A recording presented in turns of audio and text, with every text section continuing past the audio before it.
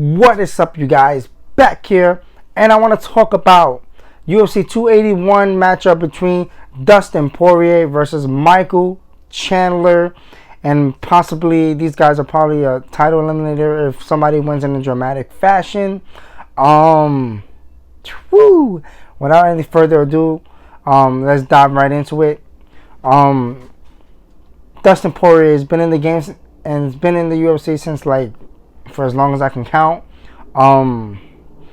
Dustin Poirier, very well respected. He beat Conor not once but twice. I mean, obviously the second time Conor messed up his leg, but the second time they fought, that was the big moment there for him. The moment for Dustin Poirier as well is winning the interim title. You know, obviously him losing to somebody as great as grappler as Khabib Nurmagomedov, and then losing the other opportunity he had against Charles Oliveira by rear naked choke.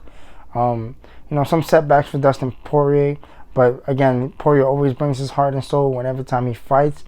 Michael Chandler, I've seen him in Bellator for a very long time, so when he came to UFC, I was stoked because I know he's a great fighter. He's been a little bit pleasing the crowd a little bit more than anything, because I know Chandler can be very calculated at times, but being in the UFC, the crowd, that energy that they bring, makes Michael Chandler fight like a madman, and everybody loves him for it. If I'm not mistaken, the last fight for Michael Chandler that I remember was him knocking out Tony Ferguson. That was freaking one of the nastiest front kicks I've ever seen. It was an ugly front kick, but it landed toe to instep to chin, and it was over from there.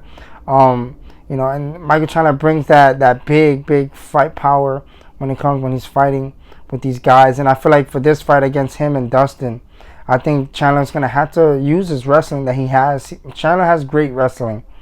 I feel like, if he can get that going, the only tough thing that Dustin's going to definitely do is those calf kicks.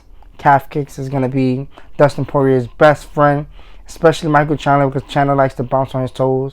And I feel like Poirier has really good calf kicks, a good left for sure, definitely, good jab, good double hooks. Dustin Poirier, the boxing in Dustin Poirier is phenomenal. His defensive wrestling is pretty good, depending on who he's fighting against. But I think that Michael Chandler brings that annoying wrestling thing that those other guys do to Dustin, and Dustin has sometimes a hard time of dealing with when it comes to the chain wrestling. And again, the wrestling, I think, is going to be a huge factor. Dustin Poirier is going to have to be able to stay on his feet, avoid the power of Michael Chandler, avoid Chandler landing that nasty front kick like he did Tony Ferguson. But again, Poirier can land on Michael Chandler. He can end this fight early, but I think this fight is going to be a banger, of course.